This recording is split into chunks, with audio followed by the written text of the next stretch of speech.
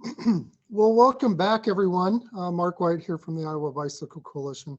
I'm excited for our afternoon keynote because I believe it brings together some topics that we need to talk about. And the intersection between health and transportation and equity is certainly just important to the work that we do moving forward, and important to understand how we got here. I'd like to welcome Charles Brown, who is the founder and managing principal of Equitable Cities, a nationally known urban planning, policy research, and multimedia firm working at the intersection of transportation, health, and equity. He's a senior researcher with the Alan M. Voorhees Transportation Center and adjunct professor with the Edward J. Bloodstein School of Planning and Public Policy, both at Rutgers University. Go Big Ten. Also serves as a 2020 fellow within the Yale program on climate change communication in partnership with the Op-Ed Project. Charles, welcome to the Iowa Bicycle Summit. Thank you, Mark. It is indeed a pleasure to be here with you all. Please bear with me as I load my slides, but I want to, start off by thanking you, Mark, as well as the Iowa Bicycle Coalition, all of your sponsors, all of your attendees who are here today. Thank you. Thank you very much.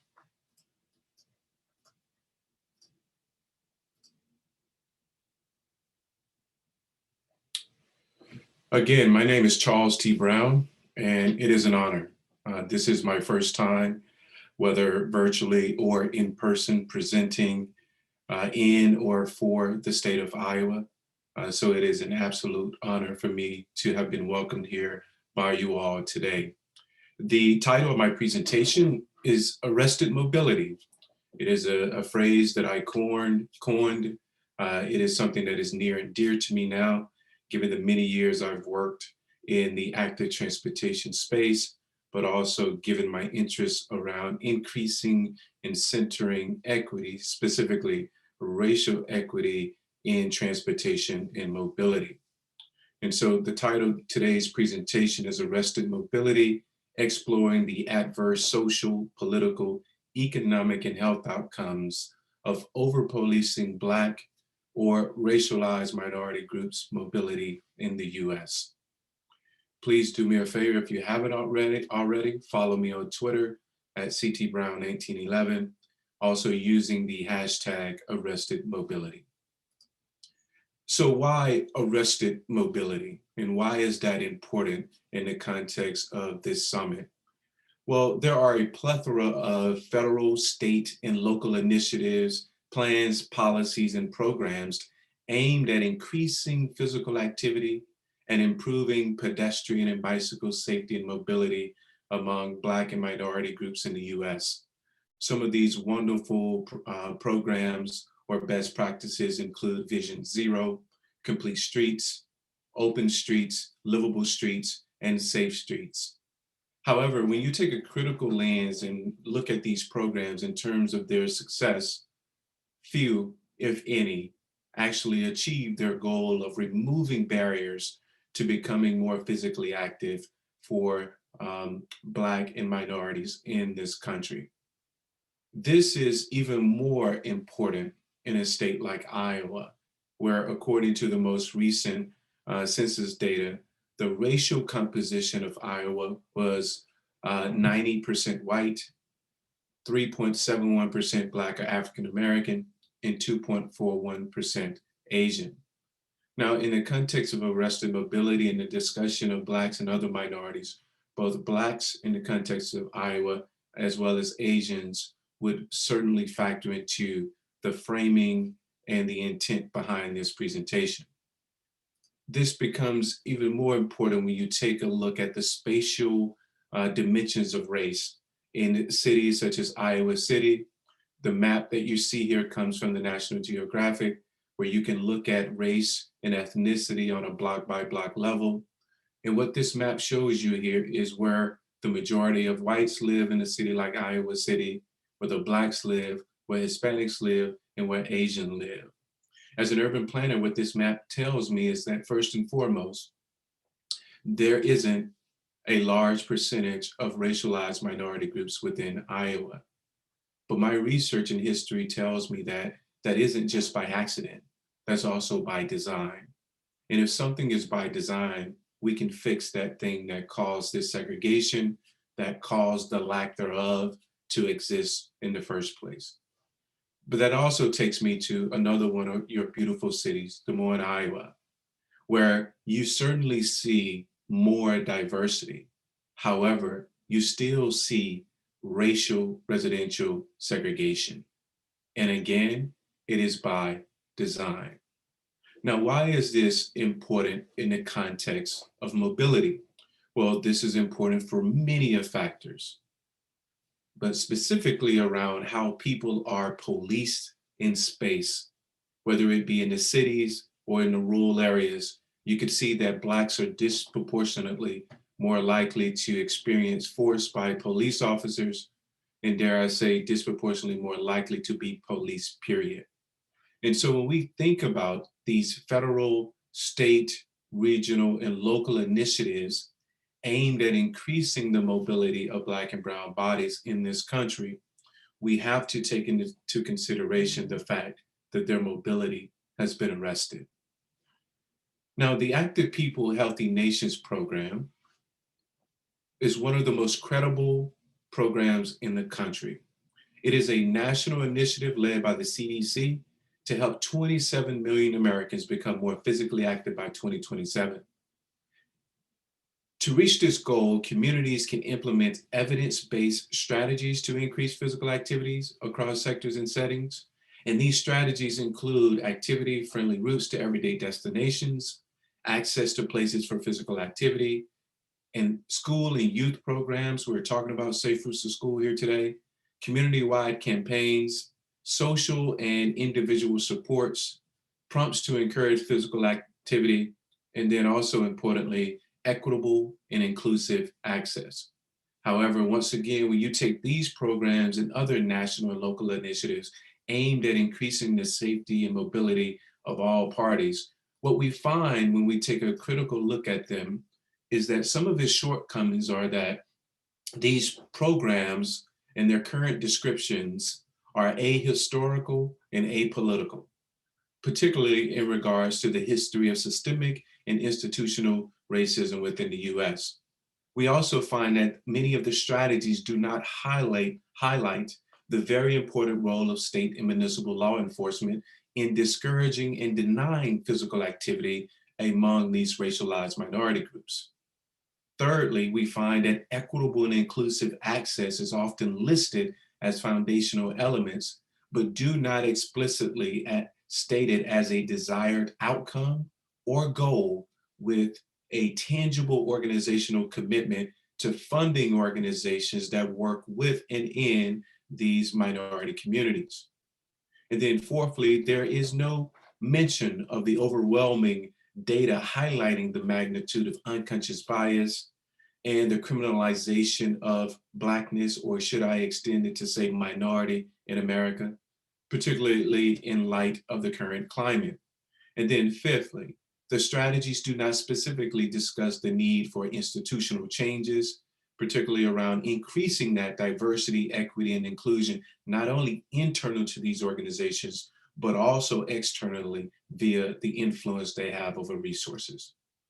So given these perceived shortcomings, and I must say perceived because this is my opinion, but I will back my opinion with data, these programs and many others, it is highly unlikely, that they'll actually reach their goals. Many of the goals that you're trying to reach to get people to be more physically active, safe, and mobile in your communities, if you don't take into consideration the likelihood that their mobility has been arrested. Because dare I say, these are not social determinants of health. These are indeed political determinants of health. And so the next logical question becomes, what is this thing you've coined, Charles, called arrested mobility? Well, arrested mobility is the assertion that Black people and other minorities have been historically and presently denied by both legal and illegal authority the inalienable right to move, meaning regardless of mode, to be moved regardless of mode, or to simply exist as a person in public space.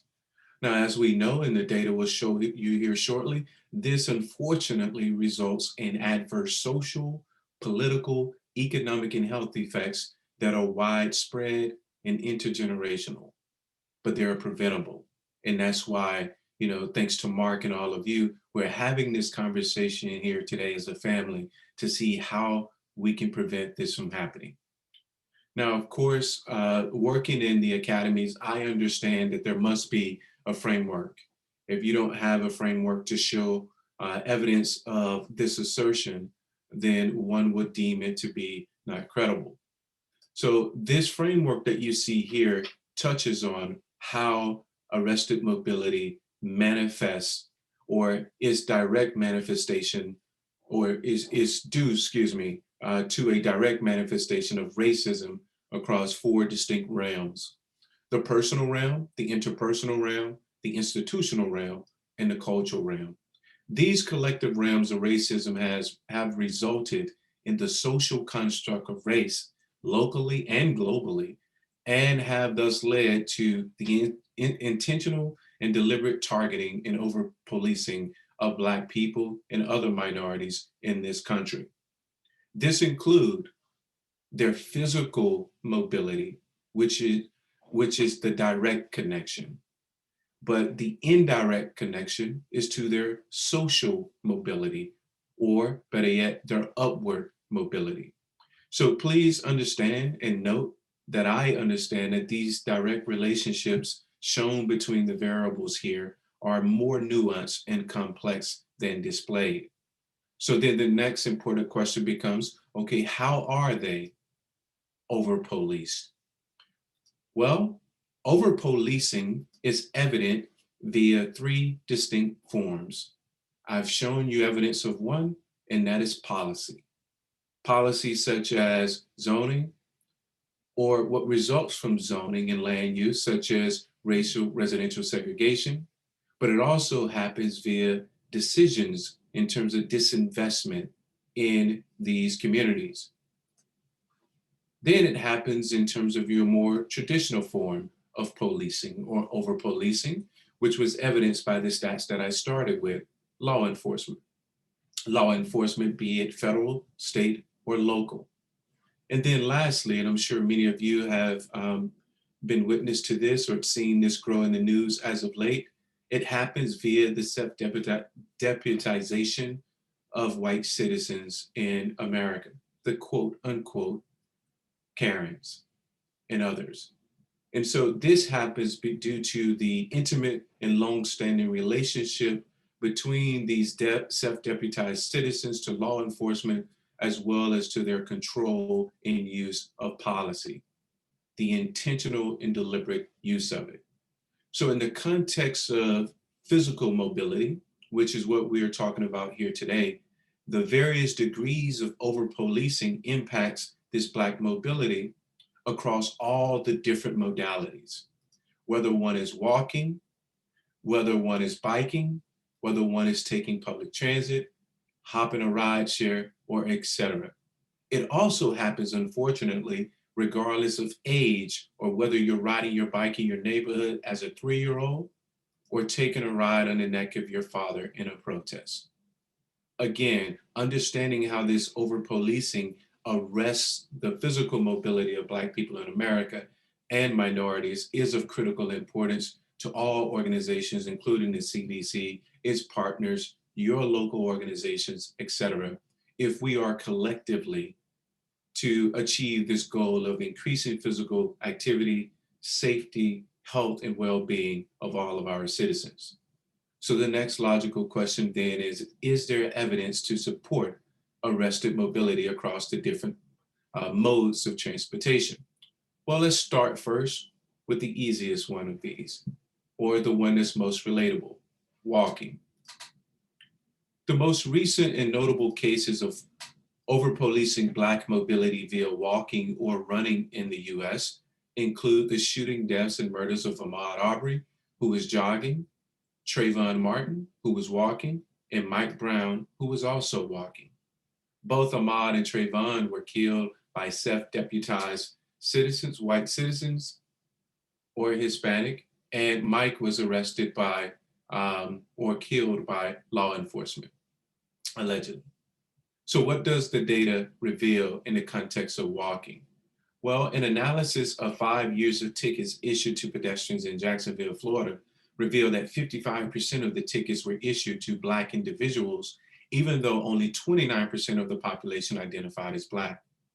In that same study, they found that Blacks were 3 times more likely to receive a ticket than whites.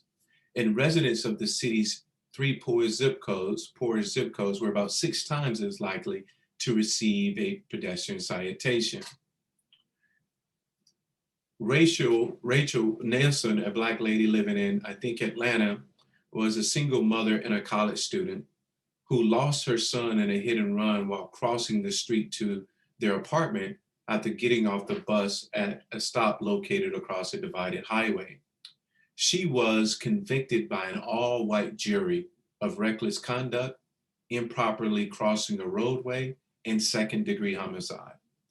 The man who killed her son was later found and admitted to drinking and taking painkillers on the night he killed her son. In the context of arrested mobility, I wish it ended there. However, it does not. It also extends to one of the key topics here today, which is bicycling. There are more than a dozen studies and reports on over-policing mobility via bicycling in the US. I've authored a few of these articles and reports on this issue, but one of the most notable and recent studies or news articles on the topic of biking while Black in Chicago was done by the Chicago Tribune, which found that not a single majority white area ranked in the top 10 for bicycle tickets, despite biking's popularity in white areas such as Westtown and Lincoln Park. And then there are other notable studies out of Tampa, Oakland, and the more recent one done by Bicycling Magazine. But what does the data show? Well, between 2003 and 2015, Tampa police issued over 10,000 bicycle tickets. 79% of them were issued to Blacks, even though they make up only 26% of Tampa's population. During the 12-year study period, at least 142 bicycle tickets were issued to kids aged 15 and younger, including children as young as 3 years old. In Oakland, California, 60% of all bicycle stops included Black cyclists, though the city of Oakland's population is only about 25%. And so twice as many bicycle citations are written in these majority Black neighborhoods than in majority white or Latino neighborhoods. And in the case of Chicago, as we see, 321 tickets were issued in a low-income majority Black community, whereas only 5 were issued in Lincoln Park, a wealthy majority white community. That's 5 versus 321.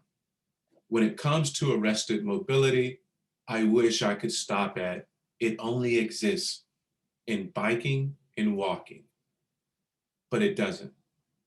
It also extends into public transit.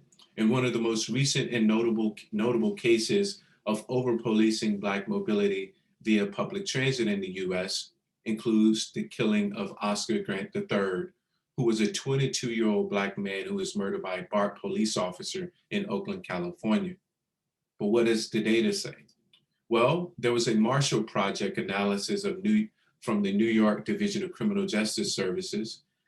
In the data from 2014 showed that while the number of turnstile arrests have decreased significantly, what has not changed is who gets arrested.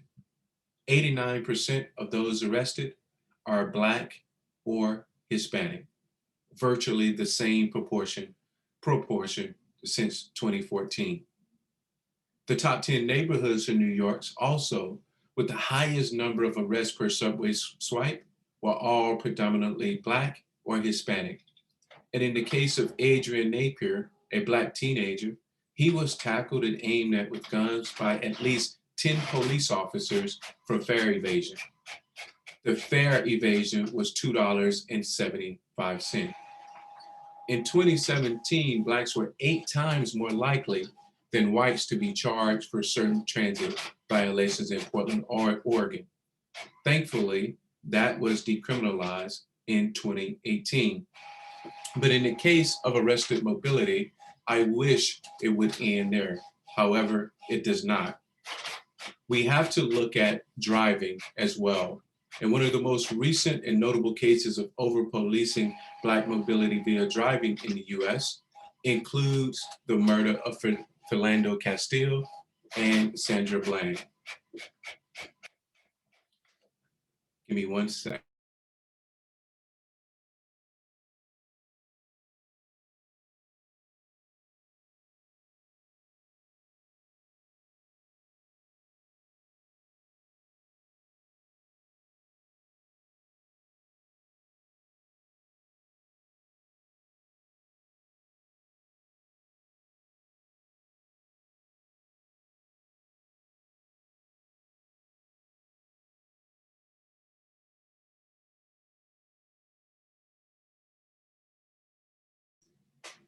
Sorry about that.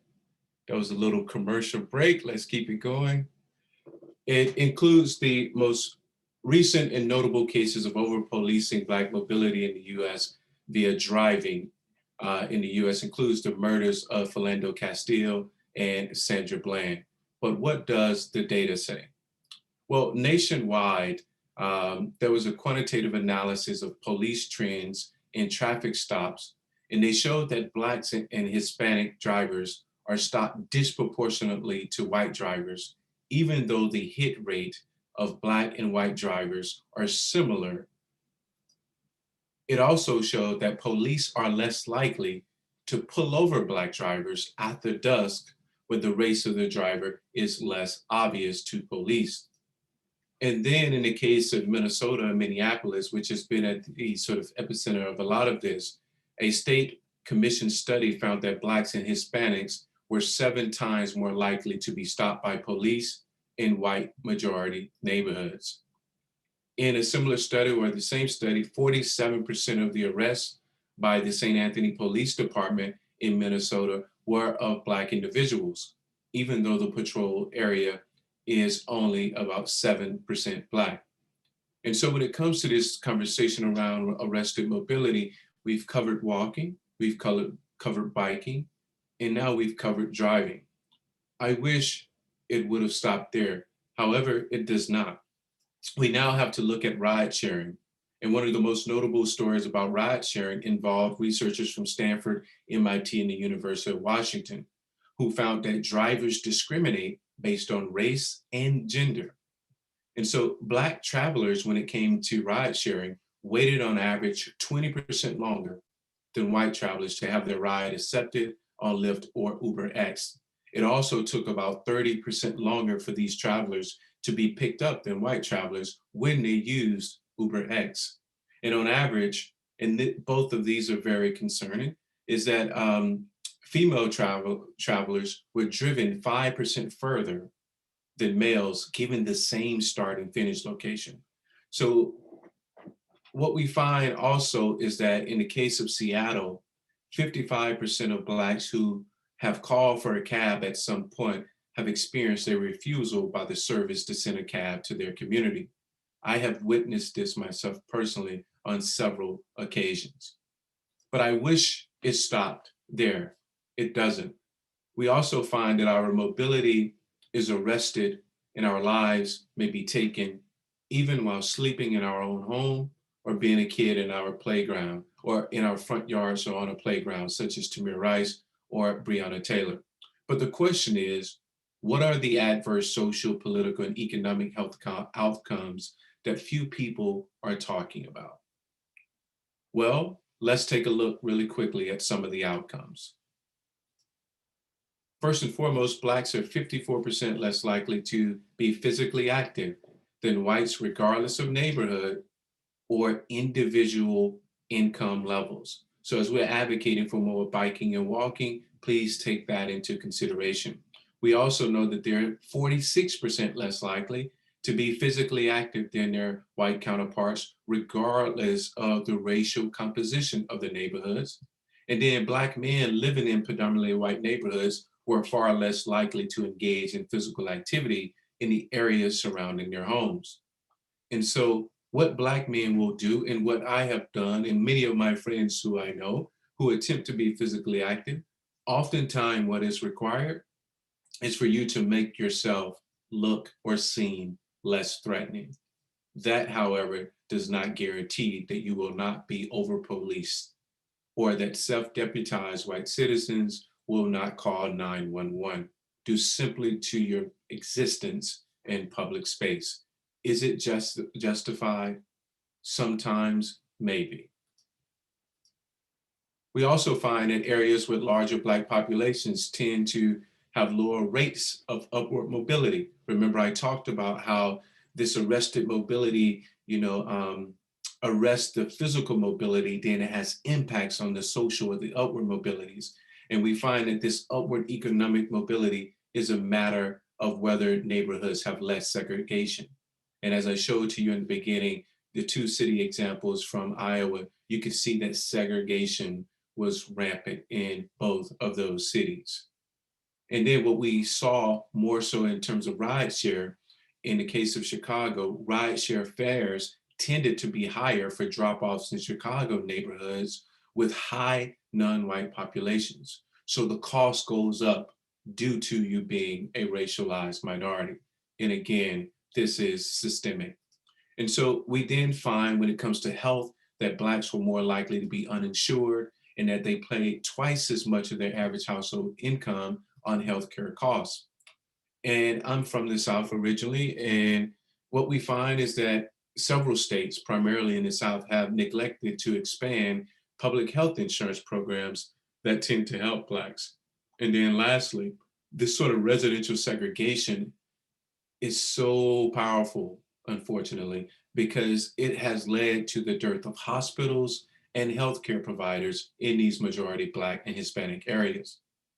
And then as we start to wrap up here on the data, which is that goes on and on and on, Black average households is 60% of that are white. So the economic impacts are here. We also see when it comes to the social and the health impacts that they are disproportionately associated with food deserts, made even worse by this lack of access to transportation options.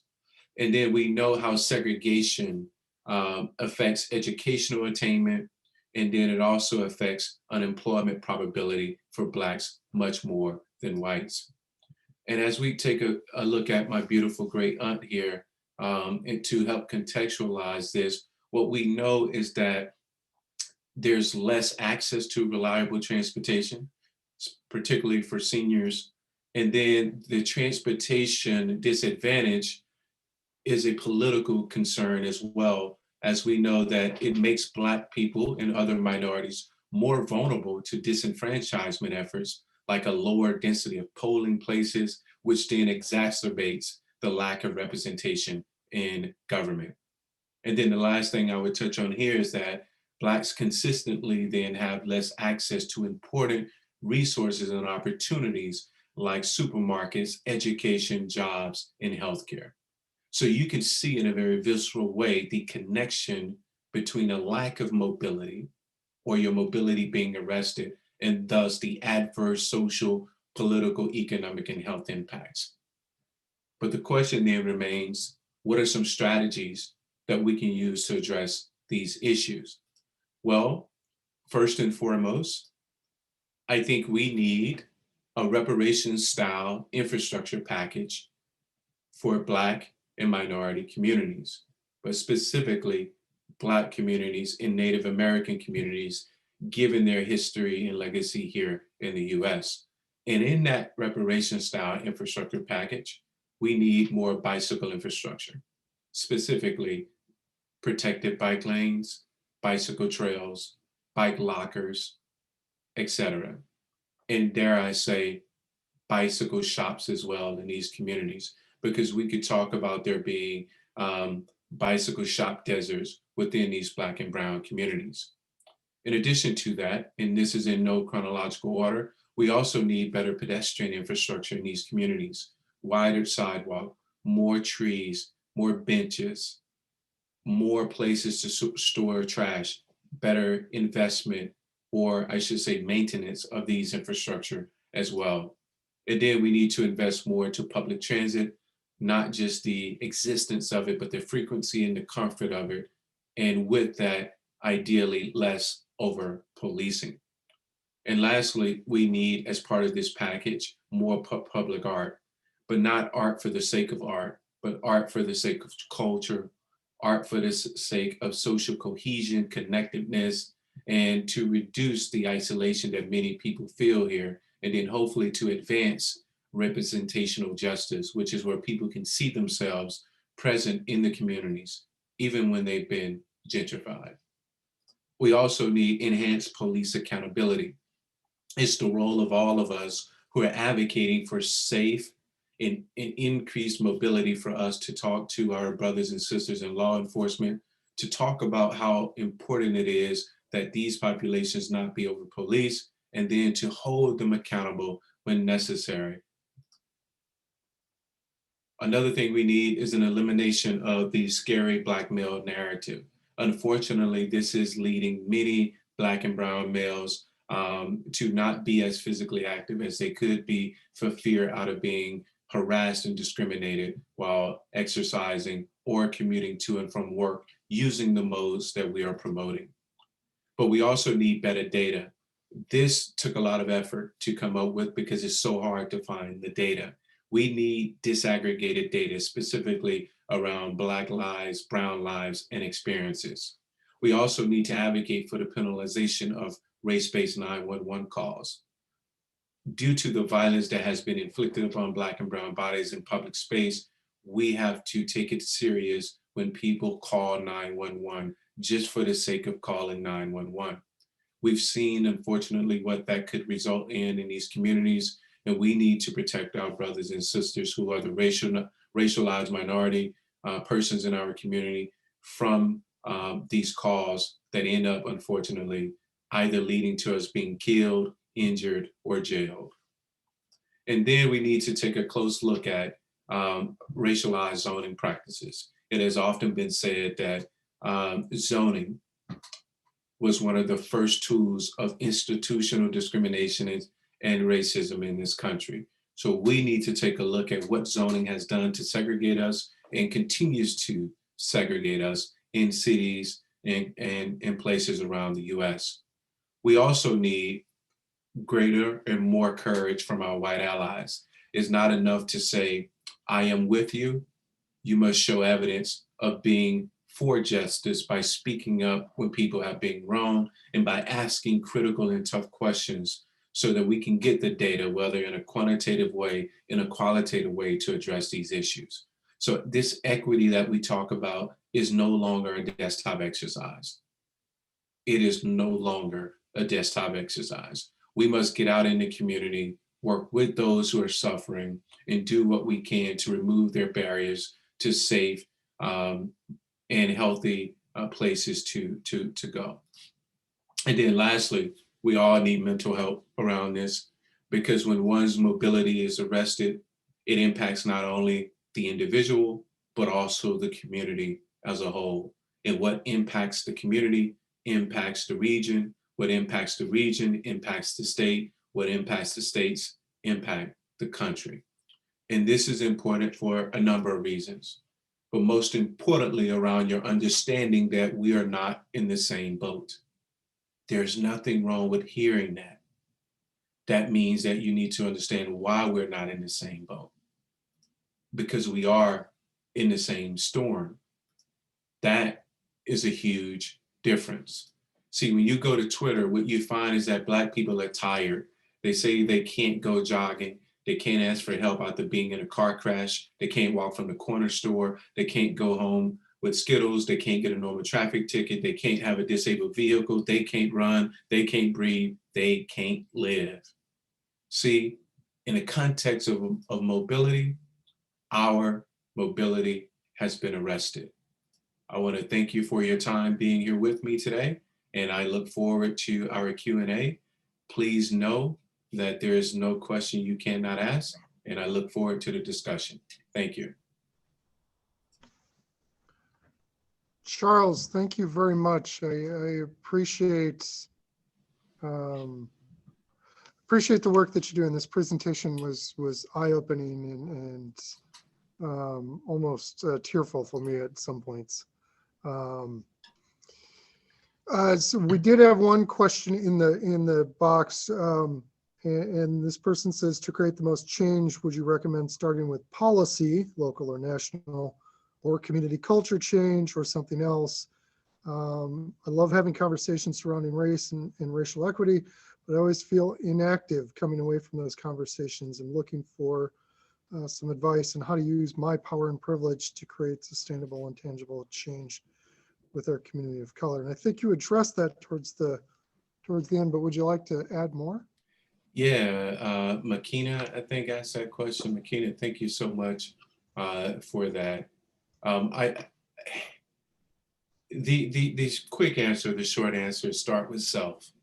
I mean, you already have a high sense of awareness, it appears, as to what is going on. I believe that as an individual, you're looking to inflict the change that you want to see, but it's now time for you to take that awareness that you have, that courage and that privilege you have, and talk to, those who may or may not share a household with you. And if there are people that do or do not share a household with you, then it's time to move out to your neighbors and talking to those in your community about this awareness that you have and the importance of it. And then hopefully you all can come together to start pursuing policy, system, and environmental changes that can result in reversing some of the systemic things that have caused the segregation that we know exists. So I would start working on the segregation piece. I would start looking at the state of Iowa to understand how it is able to be, even to this day, 90% white. That is not an accident. There were policies, rules, and procedures in place that, ultimately led to this reality.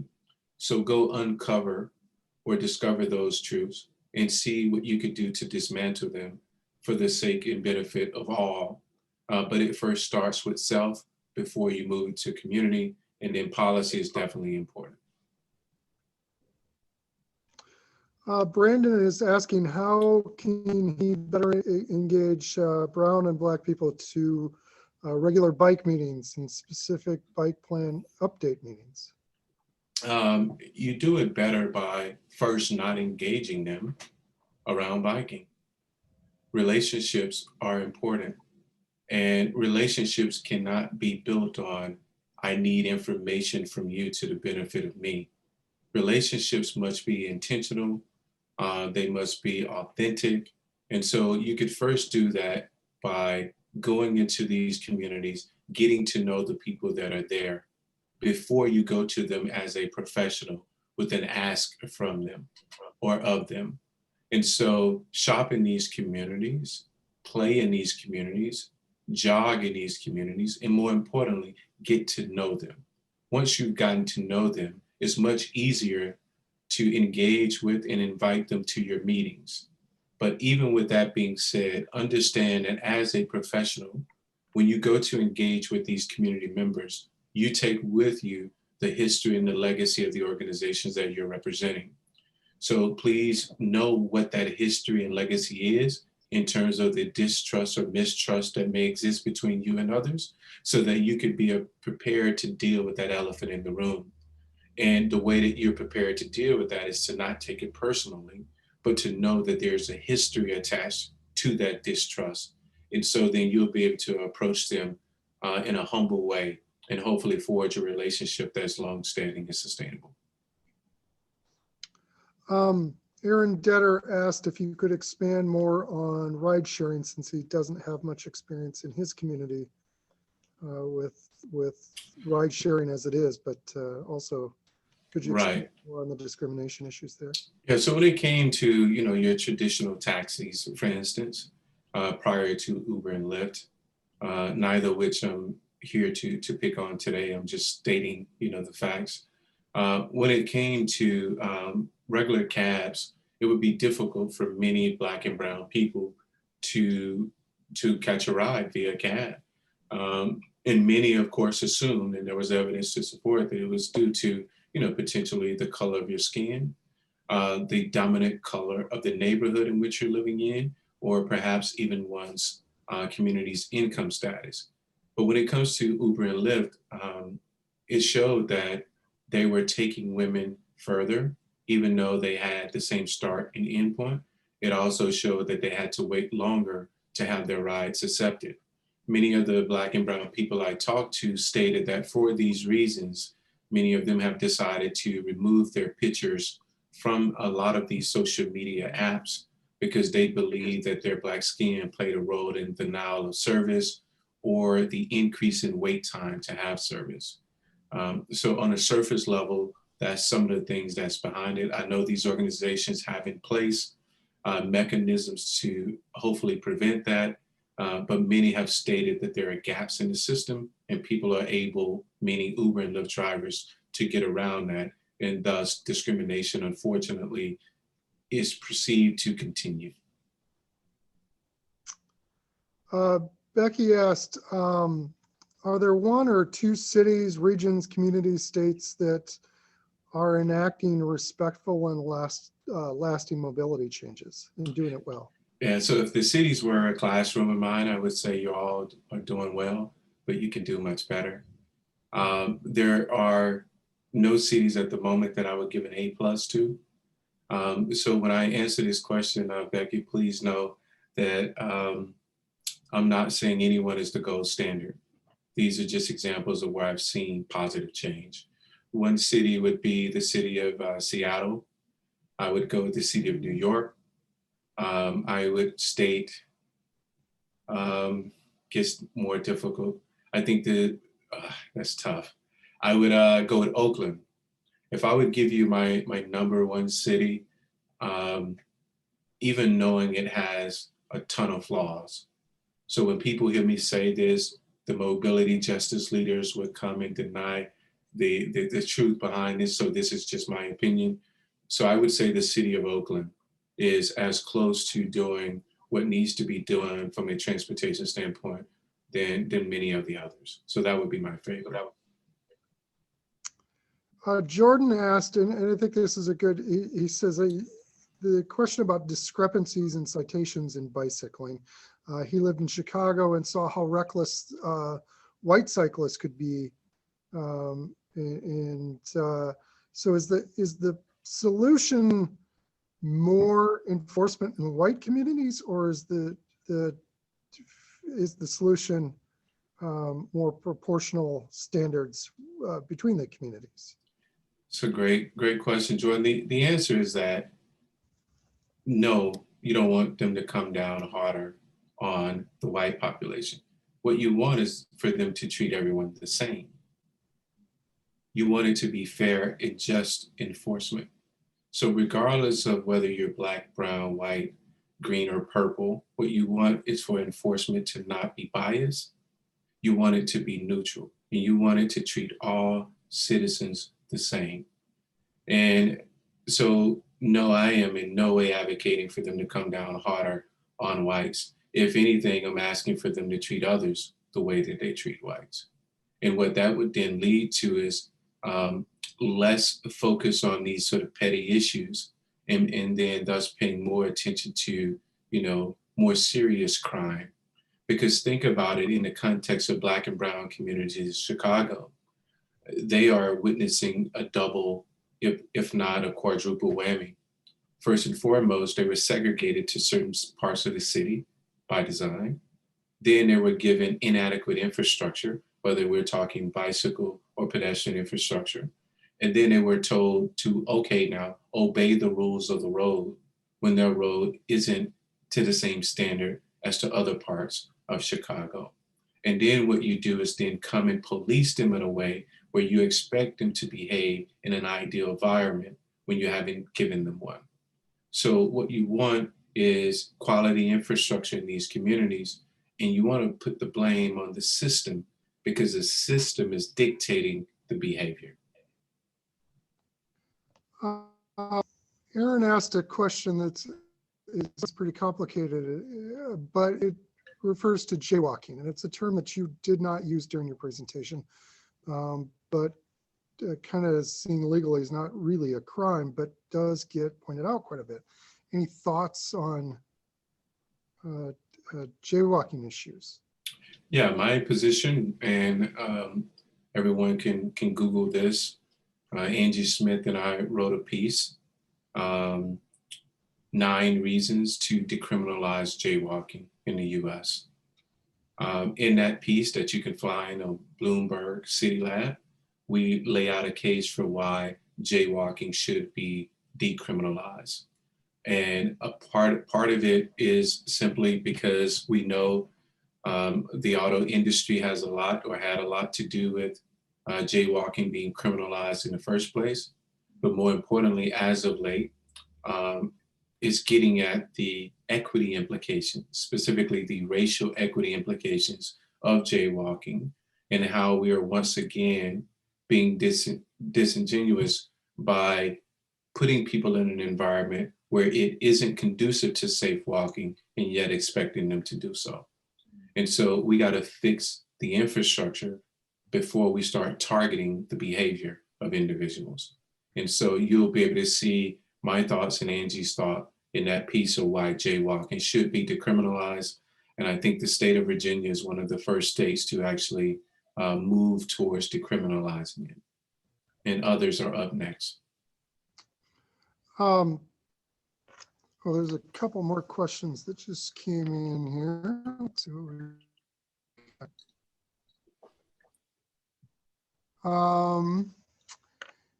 interested in your thoughts on defunding the police and what your thoughts are there. My thoughts on defunding the police is that we should demilitarize the police. We should refocus the priority of the police.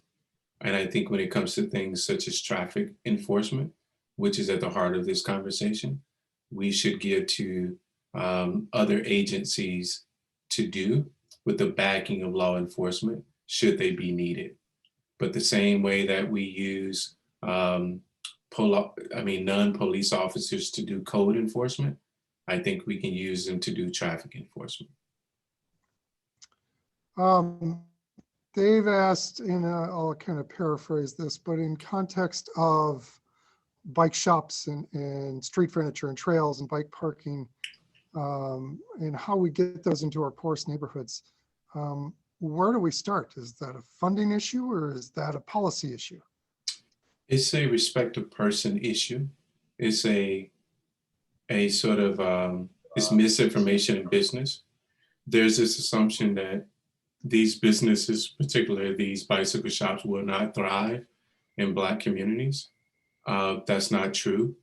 For those of us who have power and privilege and resources, perhaps we could partner with, if we don't want to go ourselves, people in Black communities to help them jumpstart their own bicycle shops. Or we could work to create bicycle co-ops, where it's a model where all people own portions of the bicycle shop. I do want to say here, because I don't want anyone to think that I'm saying this, there's, in my definition, a poorest neighborhood isn't synonymous with a Black and brown neighborhood, even especially in the context of Iowa. Poor neighborhoods are of all races and ethnicities.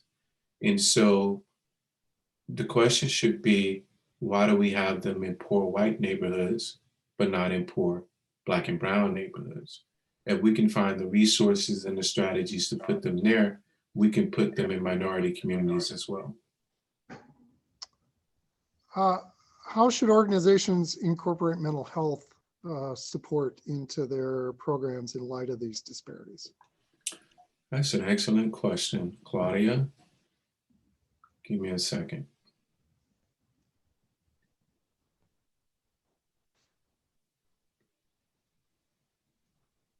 One, I think what public health provides is a framework for looking at these issues holistically.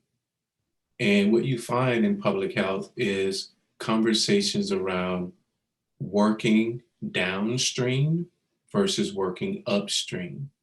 If I show you the public health framework, downstream would be very similar to arrested mobility, the mortality. In transportation, what we usually do is come upstream slightly from mortality to risk behavior and say, the reason why people are dying is because they did X. They're not crossing at the lights. They're not wearing reflective clothing at night. They don't have headlights on their bicycles or rear lights on their bicycles. They're not wearing helmets. They're running out into the streets, etc. We focus on the behavior of the individual. Whereas public health say go further upstream to understand that the behavior in many ways has been influenced by the environment, the political environment, the social environment, and more importantly, the physical environment. But don't stop there. You need to also know that the environment is a result of the institutional decisions. And then more importantly, the institutional decisions have a bidirectional relationship with social inequalities. And social inequalities manifest themselves via race, ethnicity, income, gender, sexual orientation, etc. And so as transportation professionals and others, what we need to do is move further upstream to deal with the issue. That requires an understanding of the root causes of inequality.